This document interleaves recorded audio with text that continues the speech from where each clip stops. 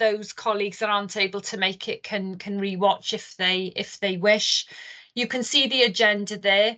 We'll start working our way through that in one moment. It's being Just to give recorded anyway. someone's got their mic on, just to give you some heads up on some of the grants that I talked to you about the last time we met. So the Welsh in Education grant, which you know has this year been separated from EIG, has now been uploaded into your grant planning tool. So you will have your individual school allocation for that WEG element. You've also got uploaded now as well into that system the professional learning grant for teachers, although it's not, I think it's probably named now professional learning grant, but you'll also have that allocation uploaded into your grant mapping tool. Since we last met, we've now got the figures around the PDG LAC, as it's still known, and we will endeavour to get that out to you certainly by the end of next week. So without further ado, I'm going to, had enough delays, hand over to James, who's going to talk us through really some of the new approaches now for regional working, which we'll be looking to commence and work with you on from the new academic year. Thanks, everyone. Right, Bob. Good afternoon. As Deb said, I'm going to talk you through now some of the regional approaches that we're going to take, and all of this comes out of the review that we completed with ISOS, who are an independent research company who, on our behalf, reviewed our sort of school-to-school model and the support that we provide to schools, and provide us with a number of recommendations in terms of the work that we're doing going forward. So the first area, which we've already talked to you about at the previous briefing, was around the new support model. So the way that we're going to look at our professional learning and our learning network school model as we move forward. You'll know that the new partner school model has been launched now, and we have gone out for expressions of interest. We've received a number of those expressions of interest, which we're now going to work through and complete those visits over the coming weeks and the next sort of month and a half or so. And then we'll have that new model up and running at the start of the autumn term.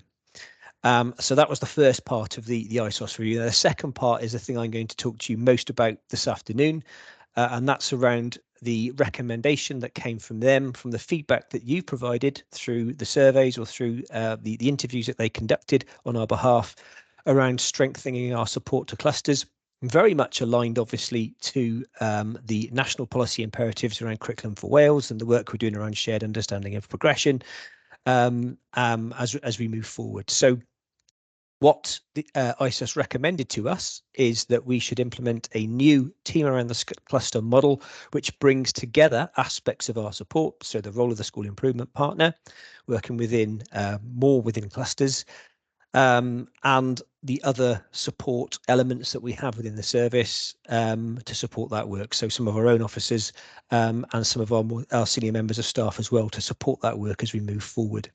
So that was part of that recommendation, alongside that idea of having a cluster convener and to use the cluster planning process to agree clear priorities that we work together on over that period of time. Obviously, based on your priorities, us supporting you to meet your priorities and where we possibly can. So that was the kind of model that was suggested to us that we put forward. So done some thinking about that to share with you this afternoon.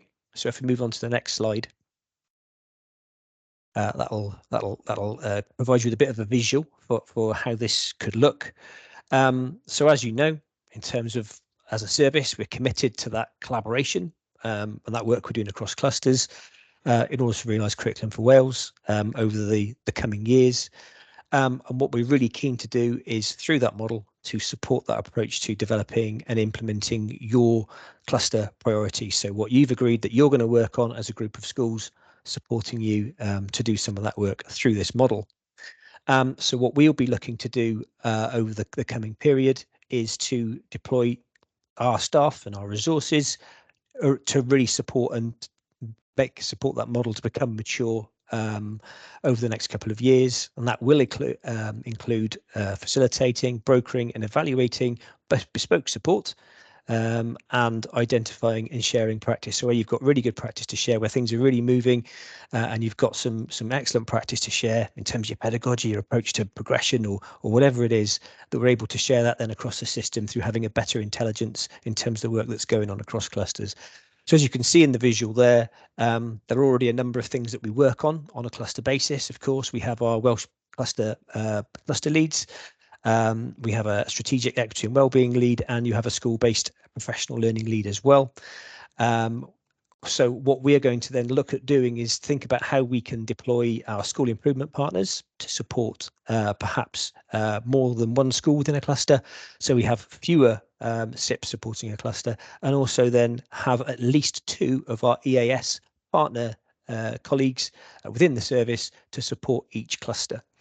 And clearly our PSIPs, our Principal School Improvement Partners, will still be linked to local authorities across the region as well. Okay, so it's really trying to align some of our resource in a more strategic way.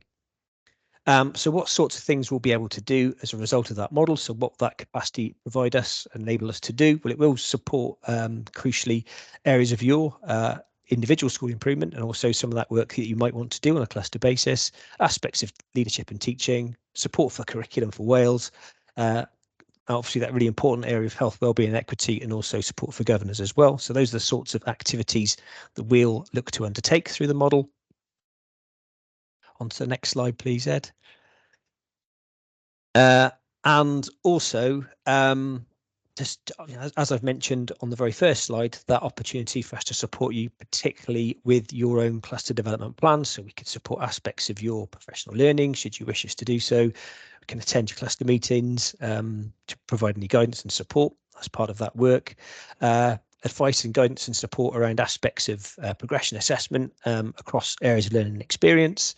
Any support in terms of developing that professional learning, that teaching and learning strategy, or aspects of professional learning that you would like us to support with, or governor professional learning. So there's a wide range of activity that we could support through the development of this model as we move forward. And why? Well, that's probably the question I should have started with, actually. Well, clearly we've had the recommendation from ISOS to do this work, but also what we want to really try to ensure that we do as a service is to improve the quality and consistency of the work that we do, reduce variability. And I think by working in this way, it will help us to be able to do that. Support the brokerage.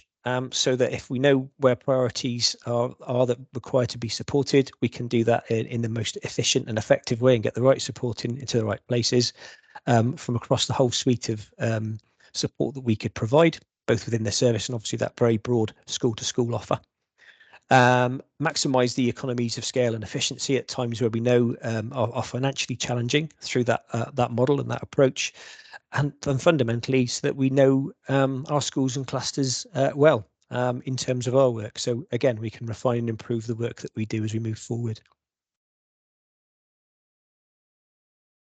As mentioned, what we're also looking to do then is to think about how we can align our school improvement partner model better aligned to clusters. It won't be a perfect fit, but really, where possible, reduce the number of local authorities in which our school improvement partners work.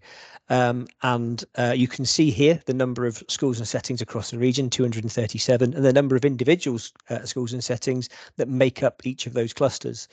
And as we move forward, what we're trying to do is to reduce the number of SIPs that would be within each cluster. So I think we've mapped that out then on the following slide, just as an example, not a real example, but just a kind of a worked example. So if you look at the cluster on the screen there, it might be that one of our SIPs would support a couple of schools.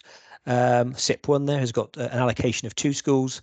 SIP 2 has got an allocation of 3 schools, and we've also then got the the principal schooling partner who might be the SIP within one of the schools as well. That isn't a real model, but that's just a worked illustration of what that could look like. So in reality, what we'd have across that cluster of 6 schools is 3 SIPs working potentially. Okay, so that's just an illustration of how that can look. And at the moment, we're working up what those models will look like, and which members of staff could be deployed in which areas. So hopefully that gives you a good flavour of the team around the cluster approach and the strategy. And Deb, I think now we'll be open for questions. Thanks. Thanks, James. If you just want to go back, or Ed, is it just to the next one? Yeah, this is just a model. For some of you, you'll have already heard the approach to this. Many of you on the screen will be undertaking that that role of SIP for us. I'm happy to pick up any comments in the chat, any questions, any queries anybody may have. But what we are going to make the commitment to do is to keep this model stable for at least 2 years. So not to consider changing it so that we get some stability in the system.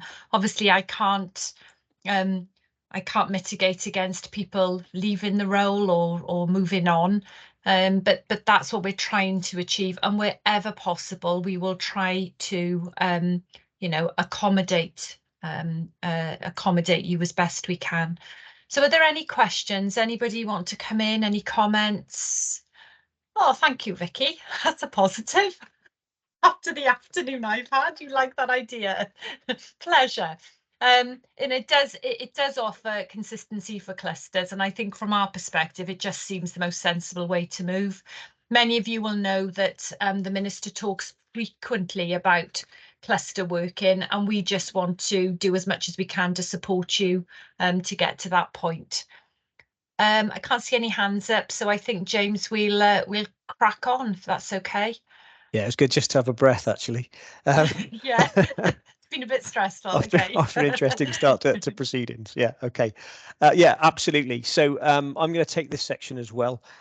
So what these are just reminders really, but also some, I suppose, some messages around some things we're hearing, which might, I suppose, veer into the realm of being myths in terms of curriculum for Wales. So just a few things to pick up. So as you're aware, there are mandatory requirements that we need to be working through in terms of our curriculum design and development, the work we're doing around curriculum for Wales as we sort of develop the curriculum as it becomes mature. If as you're a secondary school, you're adopting for the first time in September. And we know that last year there was some useful guidance developed, in terms of the mandatory aspects posters, which are available in English and Welsh, which I've linked to this slide, and also the summary of legislation, which is at the bottom of the slide there as well. And we also know that the curriculum is being kept under review by Welsh Government, and that every January, if there are any changes made to the legislation or any aspect to the curriculum framework, they will be published in Hub, and Welsh Government will point those out, and we'll share those with you as we move forward. So just a quick reminder of some of those things, Ed, if we just go back to the previous slide. So you know that the things that we need to be doing are designing that curriculum as set in the legislation. That includes enacting the What Matters in the Progression Code. And I particularly wanted to flag up in terms of the way that we're thinking about developing our curriculum through planning, and also the dialogue we have in terms of progression.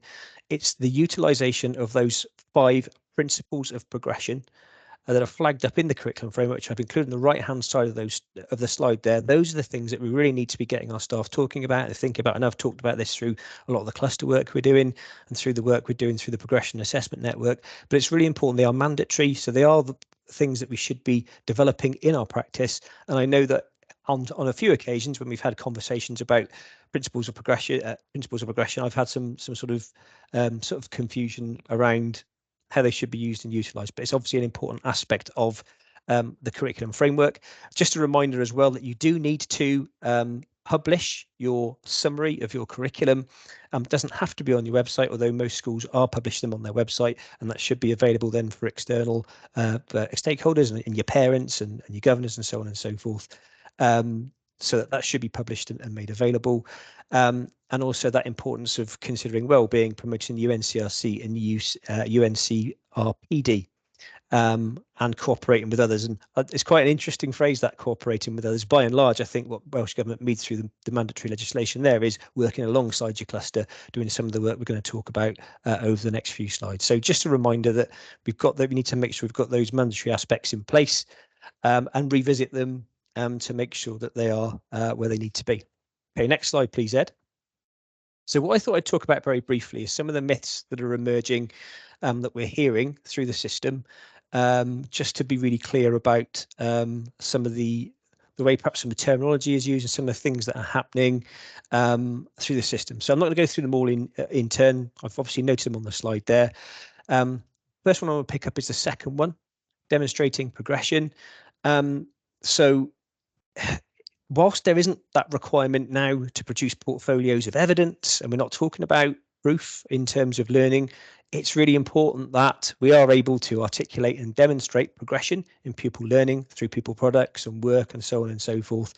And that's really clear, and learners are able to articulate that. Okay, so it's not about a reduction in terms of the rigor we're expecting and the sort of level of challenge and so on, and the way that progresses as learners develop through, and that should be clear then in terms of their work and their books and so on and so forth. Okay, the second point there, which is around the terminology of principles of progression. Now, what we're sometimes hearing is people substituting year groups for principles of progression. Okay, we know that the principles of progression are not age-related expectations. They are staging points on a curriculum journey. So whilst they broadly align to ages, we should see that as a continuum. We all know that in any one year group, we might have children accessing or developing work that is indicative of different progression steps across the framework. So it really is inaccurate to label ranges of year groups as progression steps, because sometimes you hear people saying, well, progression step 1 are doing this, progression step 2 are doing this, and that's not an accurate use of the terminology in terms of the way it's been designed curriculum framework, because what that can quickly become associated with is, oh, actually these are age-related expectations, which they aren't. Okay, it's a continuum of learning. So it's these things do creep in to our to the way we think about things, but I think it's important just to note that one, because I've heard that on a number of occasions in the last few months particularly. I wanted to pick up also on reporting to parents. I know people are through the summer term now are looking at their approach to reporting. I know people have been experimenting with different things through the year, and we've heard a variety of different approaches that people are taking, but just to be absolutely clear about the things that we have to report on, those are the 4 bullet points on the slide there. Okay, the progress that children are making, the future progression needs. So what is it that they need to do in order to improve as they move forward in their learning, how future progression needs can be supported at home, and their general well-being. So those are the 4 things that we have to report on through the reporting process. But of course, in terms of the way that the process is done, that's to be determined by you as a head teacher. So what the legislation says is a summary of individual learner information should be provided annually, the timing and format of which will be determined by the head teacher, but which best supports learners' progress. So you've got a degree of flexibility and autonomy in how you do that, but you must report against those 4 aspects. And I know that this information isn't always easy to find in terms of legislative summary, but that's the position in terms of what we need to be doing. Okay, on to the next slide, please, Ed. I think that the point at the top there, in terms of with Curriculum for Wales, I no longer need a longer term curriculum plan and map. I think good practice would suggest that you do. Whilst Curriculum for Wales isn't about coverage, is it? There is that requirement to revisit and deepen knowledge, understanding concepts through those what matter statements over time. So the development of that overarching plan is going to be important, because that will also support coherence, won't it? It'll support learners to move from one phase to the next, from one year group to the next, and so on and so forth. So still keep that long-term planning in mind. The thing I want to point out then around clusters, I know I've spoken to the majority of clusters now across the region in terms of the work you're doing around progression, but it's that thing about portfolios of moderated and standardized work again. Let's be really clear about the purpose of shared understanding of progression is about engaging in professional dialogue regarding the progression in identified areas to support you and your staff in developing the quality of your teaching, your progression and your curriculum provision. The risk if we just create portfolios of work is that they just they kind of sit there. We don't have that really important rich dialogue to really support improvement over time. So not saying we shouldn't try and exemplify what the standard looks like, but actually use that as a basis for really rich professional discussions, because that's what the legislation is asking us to do. And we're able to provide some support and guidance around some of that as well. Okay, so on to the next slide, please, Ed. Thank you. Yeah, just a brief word on assessment. When we're, and I know assessment is, a hot topic, has been for a period of time. Really, really important to always come back to those three purposes of assessment. Is what we are doing for assessment as a school meeting these 3 points? Is it supporting individual learners on an ongoing day-to-day basis? Is it identifying, capturing, reflecting on their progress over time? And is it understanding, enabling us to understand group progress in order to reflect on practice? Because fundamentally, that's what Curriculum for Wales is asking us to do in terms of the way we assess. And the legislation states that schools will need to develop assessment arrangements to support each individual learner to progress in relation to your school and settings curriculum. Because one of the things that we've started to see is what we obviously should be doing when we develop our curriculum is developing our assessment alongside that, isn't it? In that flow diagram at the bottom. This is what we're intending. This is what we should be doing. Okay, here's the things that we should be assessing. This is what it's telling us, and here's the things we need to reflect upon and move forward with over time. And what we've started to see a lot of is, because perhaps there's less summative data and information in the system, people trying to put in a range of different, particularly norm referenced summative style assessments, instead of really thinking and focusing around actually what's our curriculum seeking to develop and improve in terms of knowledge, skills and understanding relative to the framework, rather than trying to assess it against external matrices and so on. So if we move on to the next slide, Ed, one of the things that I know we've talked a lot about is kind of the frequency of assessment. We're seeing quite a lot of people talking about kind of the summative and doing quite a frequent summative, when really, in terms of that summative assessment, really it shouldn't be any more than once or twice a year. Okay, at key points through the curriculum journey to get a sense of where learners are. And in terms of the norm reference, I understand the requirement for norm reference. You kind of want to know how our learners are getting on relative to others, nationally, or in respect of some of those standardized tests. That's fine, isn't it? Because it gives us that sense, but fairly infrequently, once a year would be sufficient there, and actually really focus on that formative development and how it supports the development of the curriculum as we move forward. Okay, let's move on, Ed. So clusters, let's talk about clusters very briefly as we move on. We know this is going to become a real focus of work over the next couple of years. One of the things that we spoke to Welsh Government about last week was that they are going to ask us to report on how our cluster is thinking about developing a shared understanding of progression, okay, as they move forward.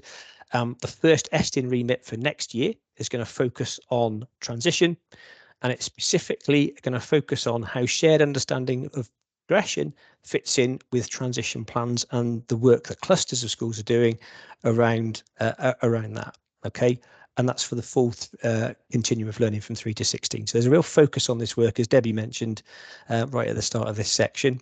And in terms of, just share these with you, in terms of the grant terms and conditions that Welsh Government have shared with us, you can see there's a real focus and emphasis around supporting schools to develop approaches to progression, assessment, and so on across the learning continuum, particularly focused on some of that work around clusters. So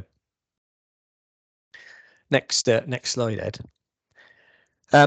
You'll know also that in terms of your cluster planning, these are the things that you need to be doing with schools within your cluster. So I've highlighted there in bold the things I think that particularly apply to the work that we need to do around shared understanding of progression.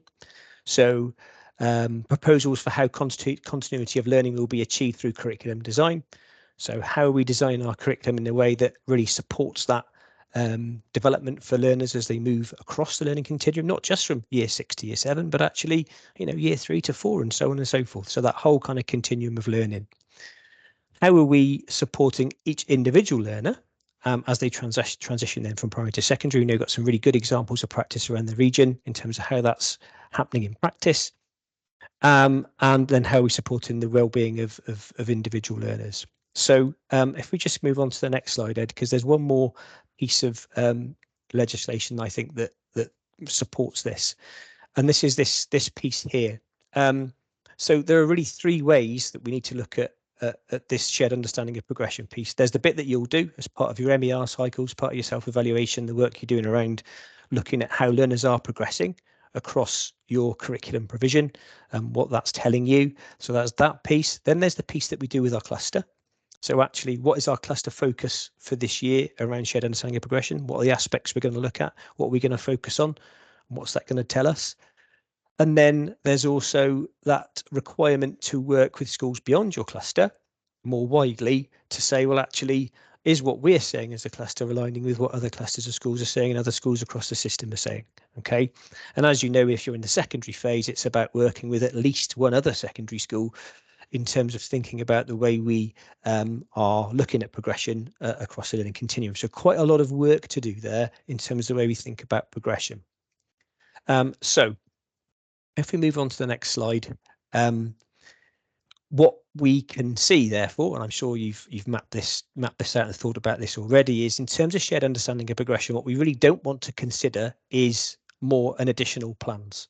So the professional discussion within your school will be part of your school development plan, where staff will be working across year groups to look at learner progression and using those principles of progression. I thought I'd throw that one in again to talk about the way that they're making progress as a key focus of self-evaluation activity.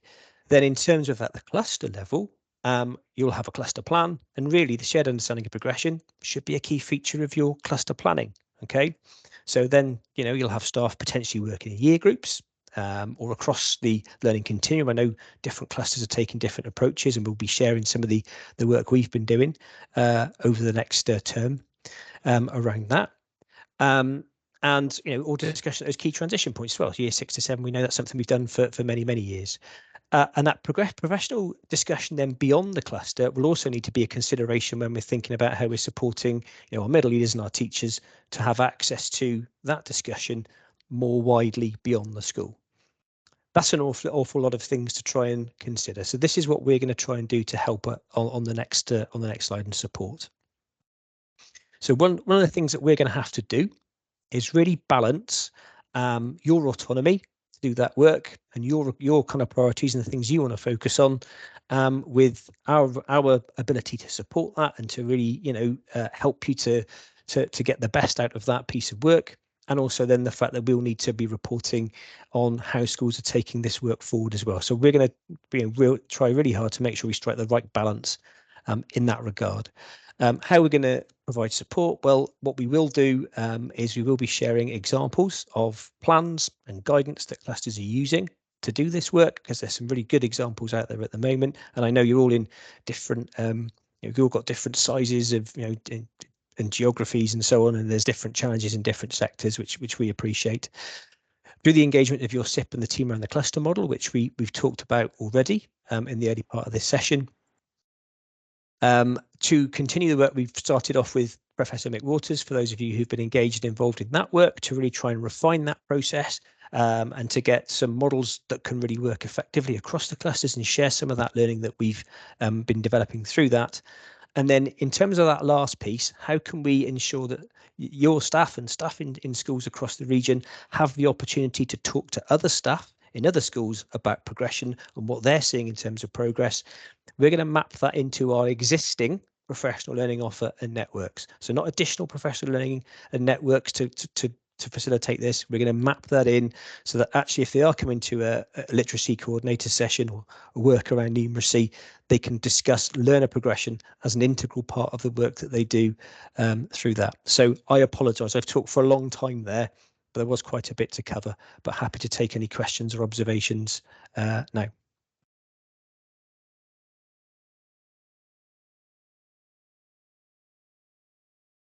Anybody with any thoughts, comments, want to come in with anything? We got. Hiya, James. It's Mark here. Hey, Mark. Hi, with progression steps now, are we reporting to parents on progression steps for the areas of learning? So in terms of, I mean, if you think about what the progression steps are, so the progression steps provide descriptions down, don't they, and the kind of knowledge and the skills that people will develop as they move through the progression. So in the way we report, we've got to talk about learners' progression in respect of that knowledge, those skills, and that understanding in the progression step. I don't think we would need to be saying that's within progression step 1. I think we can be clear about the knowledge and the skills that they've developed and what their next steps in learning are through that. So there would be no requirement, They are progression step 1. No, there's no requirement to do that. We wouldn't do that. That's fine. No requirement to do that. Also, James, one other thing. What are we calling foundation phase? Are they called foundation phase anymore, or are they infants? Are they juniors? What are they all called? I think it's safest, Mark, to stick with year groups. Just to parents who just say in year group 1, year group 2, and so. All right, so nursery, foundation, reception, and so on. Yeah, year but 1, not year foundation 2. Phase. You don't call anything foundation phase, yeah. Yeah. Okay.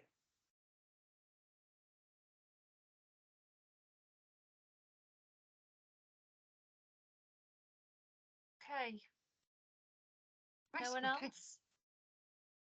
Okay, great. We're just going to move on then. Adelaide is just going to pick up around the CSSR teaching approach. Over to you, Adelaide.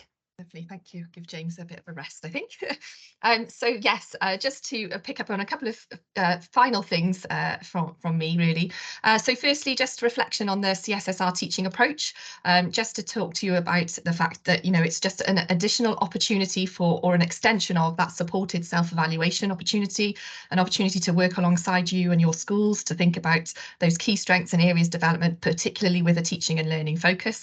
I know a number of you have taken part in teaching CSSRs and found them really beneficial, and where those days have been most beneficial, particularly, you know, a number of factors have been present in respect of that. It's something that will take over the course of a day. So in terms of support, there's a focus for the day in terms of looking at the school's own evaluation of their teaching and learning.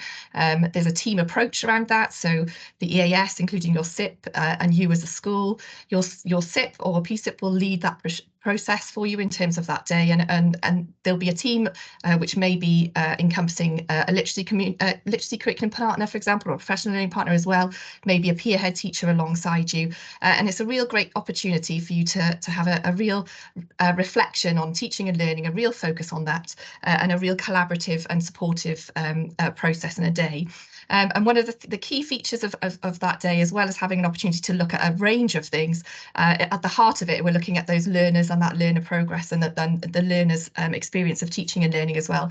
So when pupils' work is a real feature of all of that particular aspect, so, you know, digital work, their books, opportunities to speak to learners and so on, throughout that day is a real opportunity to really get a real supportive understanding of teaching and learning within a school.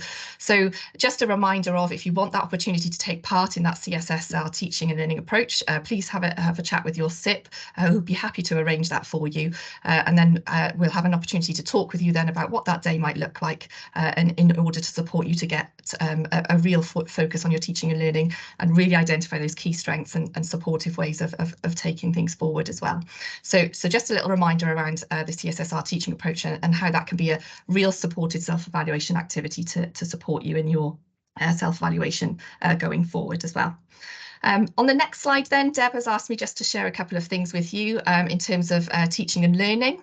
as well. And again, following some discussions, particularly with the head teacher strategy group and head teachers during the spring term, a task and finish group has been established around looking at this particular aspect. So looking again at re-evaluating the EAS guidance around teaching and learning, again, considering the most recent version, particularly of the ETLF, and then working alongside you and co-constructing that up-to-date guidance document to continue to support improvement in teaching and learning across the region as well.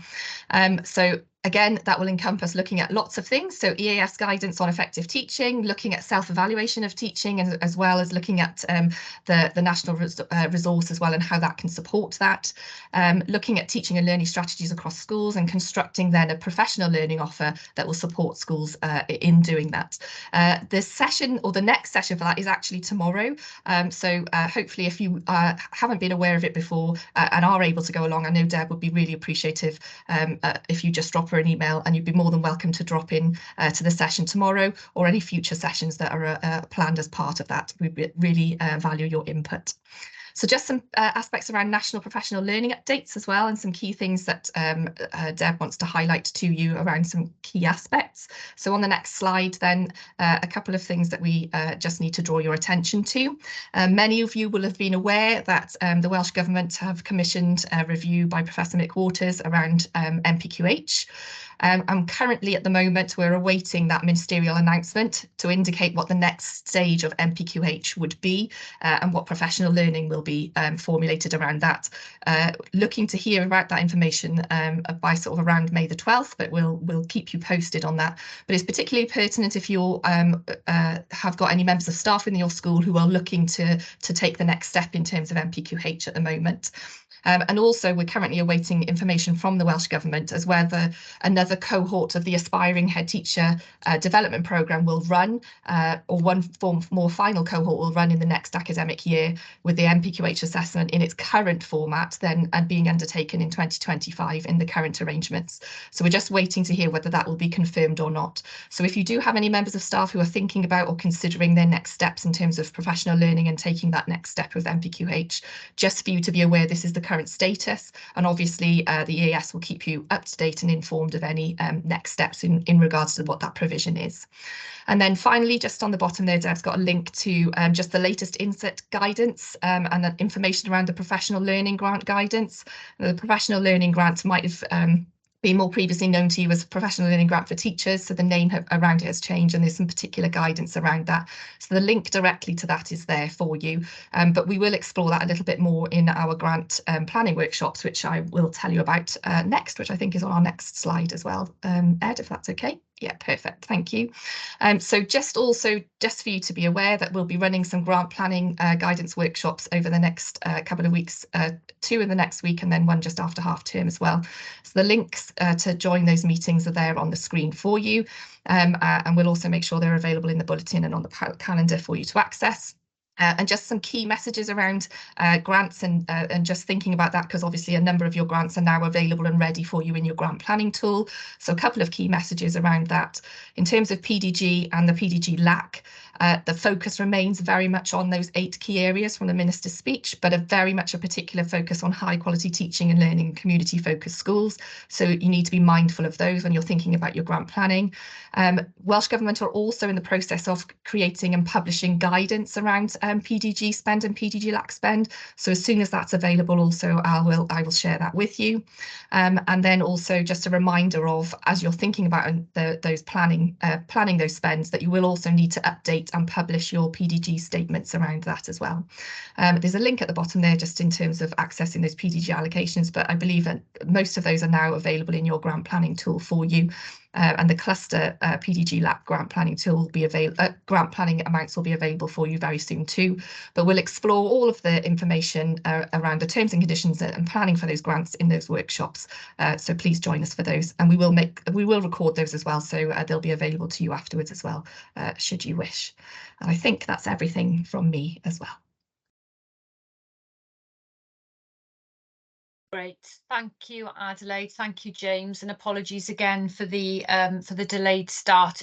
We'd be grateful if you could just